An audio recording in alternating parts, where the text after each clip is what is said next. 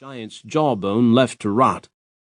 He knew Superior was much more lethal than it looked, the water having been the demise of many sailors over the years.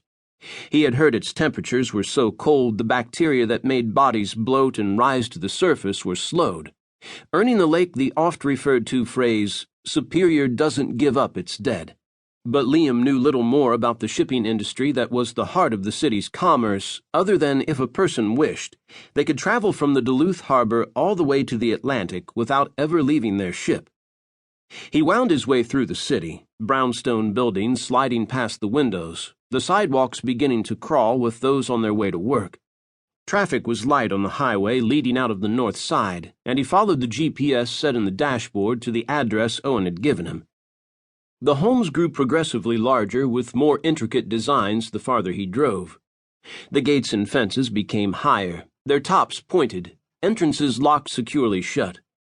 Ahead, 2 police cars were pulled to the side of the road near a sprawling estate. The gate was open onto the paved drive, revealing several more vehicles stationed in front of a large home, overlooking the glaring surface of Superior. The house itself was 3 stories and painted a deep shade of blue with white trim. A door that would have been at home on any English castle, complete with iron knocker, was partially open and 2 figures stood inside the house, their heads turning toward his truck as he pulled to a stop behind the last SUV.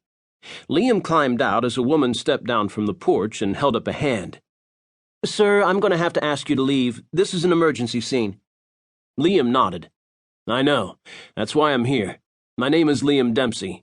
Owen called me this morning regarding what happened." He put out his hand. The woman stared at him for a moment before shaking his hand. She was short and solidly built with dark auburn hair and a round face that hovered above a black pantsuit. Her brown eyes assessed him in less than a second, recording and categorizing as she released her grip. "I'm Detective Denise Perrin. Mr. Farrow mentioned you'd be coming. Are you with the state police?" "I was a homicide detective in Minneapolis. Now I'm a police consultant." She squinted at him. "You're the cop from the Tolston incident, aren't you?" "Yes, but like I said, I'm not a cop." "Well, I can assure you, Mr. Dempsey, we have the situation under control at this time." "I'm sure you do, but Owen requested that I come." Perrin opened her mouth to reply, but a voice from the house cut her off. "Liam, so glad you're here."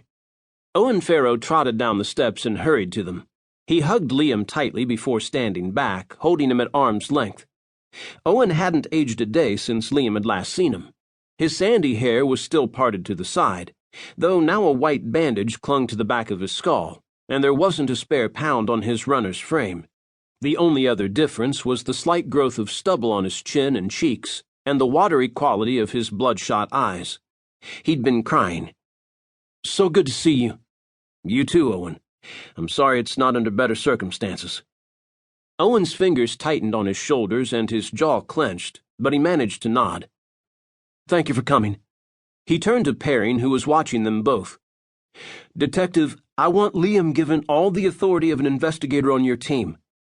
"Mr. Farrow, I can assure you, and I can assure you, Detective, that if Liam is not allowed to help find my wife, the chief will receive a call from me immediately."